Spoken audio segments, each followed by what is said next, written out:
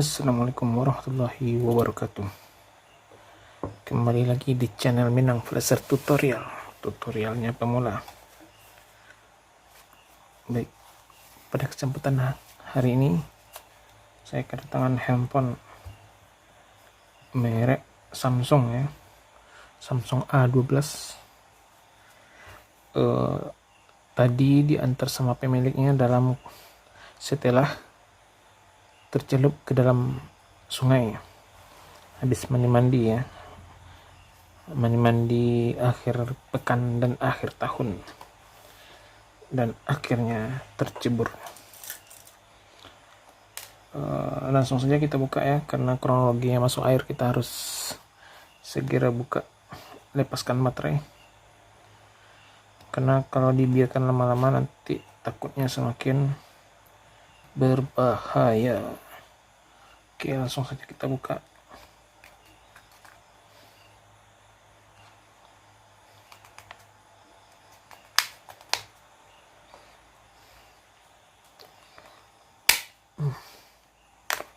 Lumayan keras ya.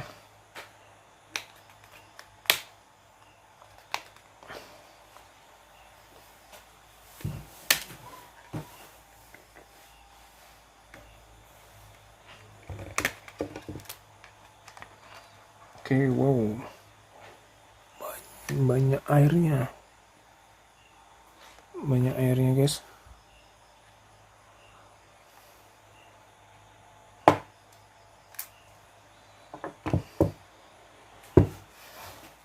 Masih banyak air.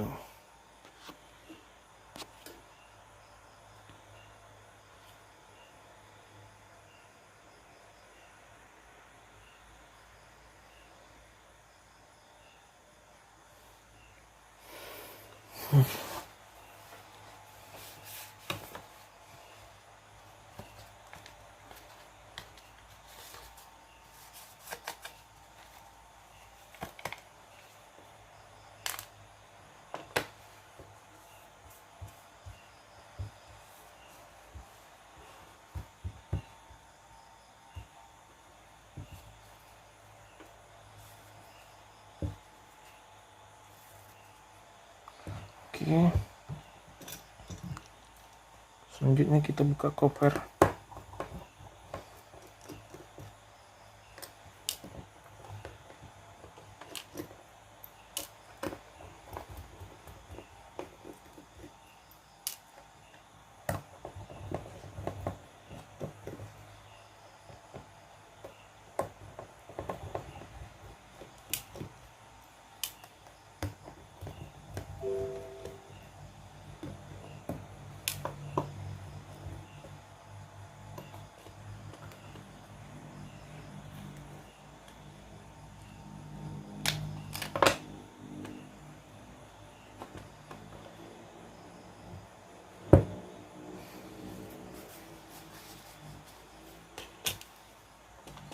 Di bagian mesin terdapat juga air, tapi tidak terlalu banyak ya. Barangkali sudah masuk ke sini karena mesinnya ada lubang-lubangnya. Kita lepaskan semua soket antena, LCD, baterai.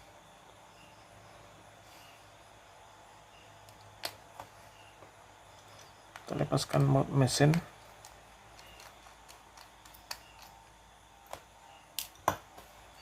Cabut mesinnya.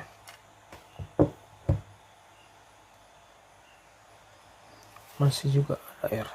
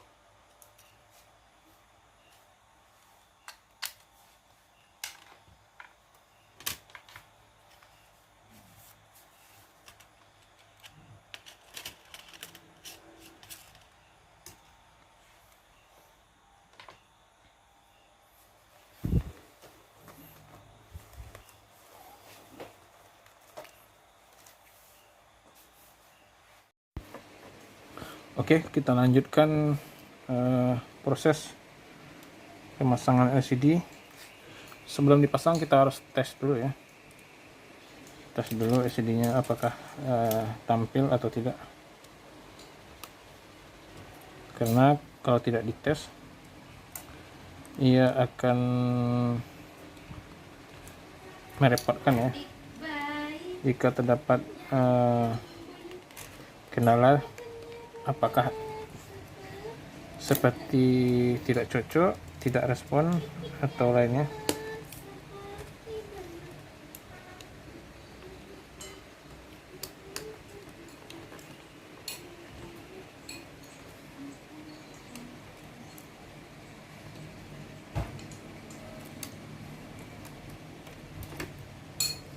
Oke, kita hidupkan on off nya dan perhatikan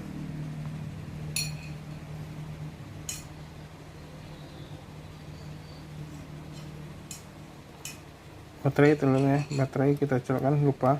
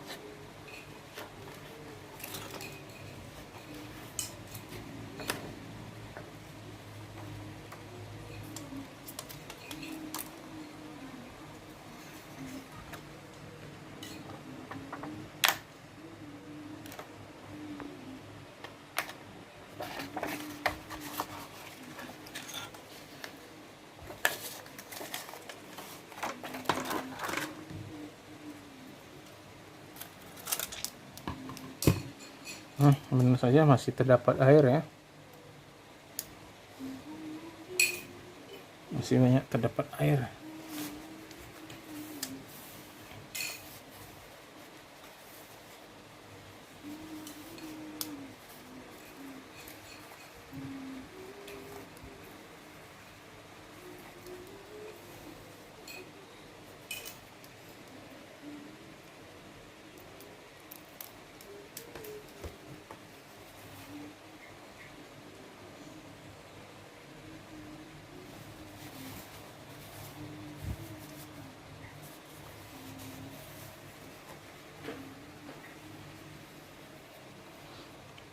Baik.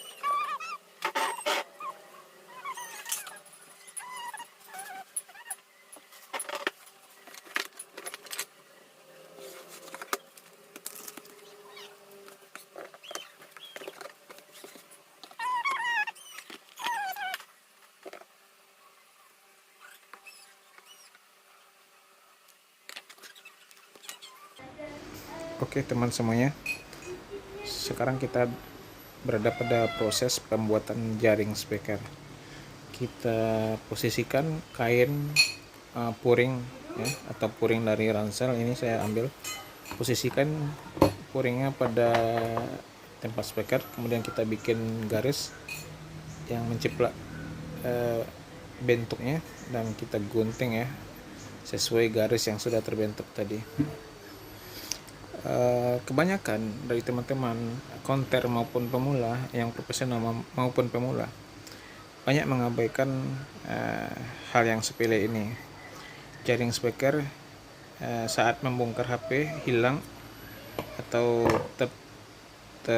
mengikut tertinggal atau mengikut pada LCD lamanya, dan dia biarkan saja, tidak dipasang kembali, atau yang hilang pun nggak diganti. Karena menurut saya itu fatal ya, bisa mempercepat debu masuk, banyak debu yang masuk, dan jika terkena air bisa langsung masuk tanpa ada hambatan, masuk ke speaker, ke kamera, dan ke LCD ya.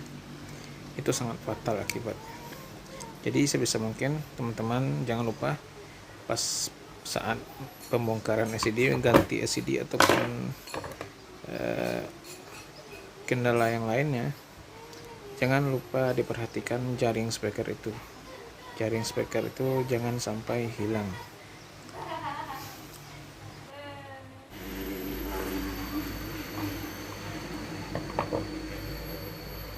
Oke, saatnya kita siap-siap ke pemasangan ya. Jangan lupa dicocokkan dulu. Sudah dirasa cocok dan presisi, maka kita langsung pasang. Jangan lupa dikasih lem sedikit ya, agar jaring speakernya itu lebih dulu menempel sebelum kita ke pemasangan LCD ya. Diolesi aja lem di bagian posisi jaring tersebut agar menempel dengan kuat.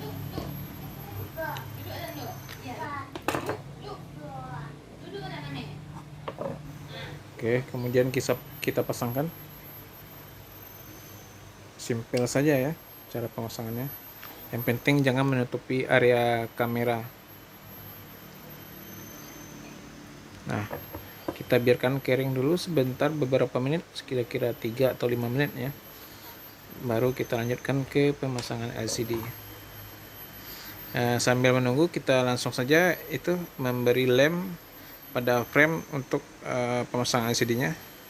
Sambil menunggu lem yang jaring speaker tadinya kering ya, kita sekalian saja pasang lem LCD. Untuk pemasangan LCD ini ada beberapa macam ya teknik pengeleman oleh teknisi ya. Ada yang seperti ini, yang memberi lem pada frame di pinggir framenya sekeliling. Ada juga yang memberinya lem pada kaca sentuh LCD, kaca LCD-nya, antara kaca LCD dengan LCD-nya tersebut. Namun ada juga yang memberinya dengan double tip pada dasar frame yang datar. Itu pilihan tergantung kita masing-masing, di mana kita biasa dan di mana kita rasa lebih baik dan maksimal dalam pemasangan LCD. Tergantung kreasi masing-masing. Namun untuk saya pribadi, saya sering ya lebih suka memakai lem LCD itu pada LCD seperti ini, antara kaca dengan LCD-nya. Karena itu menurut saya lebih rapi ya, kalau saat kita memasangnya tidak belepotan, dan saat membukanya jika ada kesalahan juga gampang, tidak keras. Namun juga lemnya kalau menempel dengan kuat. Dan biasanya saya itu memberi lem pada sini, kemudian juga ada beberapa titik pada dasar frame LCD-nya. Seperti ini ya, saya biasanya selalu memberi lem pada dasar LCD. Dan jangan lupa ini buka lem fleksibel ya. Ini ada lem di balik plastik biru itu, ada lem agar menempel ke ground LCD-nya ya. Kalau itu tidak dibuka nggak masalah, cuman sedikit bertambah ketebalan dari LCD ya, karena LCD dengan frame itu sudah diukur ya dengan sedetail mungkin. Jadi jika masih ada lem atau stiker ataupun segel-segel, sebisa mungkin kita harus lepaskan ya, karena itu akan menambah ketebalan dari LCD-nya. Oke, langsung saja kita pasang, dan jangan lupa fleksibelnya dibengkokin dulu agar bisa masuk ke lubang khususnya. Kita pasang ya, dan pastikan seluruh sisinya sudah pas dan presisi. Sebelum dijepit atau dengan karet atau dengan penjepit khusus, periksa lagi sudah pas dan tidak ada yang menempel, tidak ada yang masih tinggi atau terlalu rendah. Kita pastikan sama datar. Kemudian langsung saja kita jepit dengan jepitan ya. Ini ada beberapa jepitan tergantung kita masing-masing. Ada juga jepitan yang memakai dengan jepitan anger, jepitan kain, atau dengan karet, ataupun dengan jepitan magnet. Ya terserah masing-masing, tergantung ketersediaan alat. Saya kalau dulu lebih sering memakai karet, nggak masalah, yang penting kebiasaan. Dan kita tahu feeling harus tahu itu di mana tekanannya gitu. Oke. Ini videonya tadi saya stop saat menunggu lem kering dan lupa melanjutkan saat pemasangan LCD ya. Pemasangan LCD kembali. Sekarang kita sudah selesai ya, berada pada finishing, dan tinggal memasang cover mesin serta casing belakang. Jadi di sini saya ingin menarik kesimpulan ya kepada teman-teman, kita saling berbagi. Jika ada handphone yang tercelup ke dalam air sungai ataupun air minum ataupun air kolam, bahkan air laut, itu sebisa mungkin langsung dibuka, baterainya dicabut. Jika tidak bisa membuka casing dan baterainya, harap teman-teman langsung bawa ke counter aja. Jangan sungkan ya, karena ada mitos di masyarakat jika HP terendam air, masukkan ke dalam tong beras misalnya kan, masukkan ke dalam bawah kasur misalnya. Ada juga yang mitosnya seperti itu. Tapi yang sering saya dengar itu katanya masukkan ke dalam tempat beras, rice cooker gitu kan. Apa nama itu tempat beras tuh, tempat kayak anggaplah dulu dalam karung ya, dalam karung beras ya.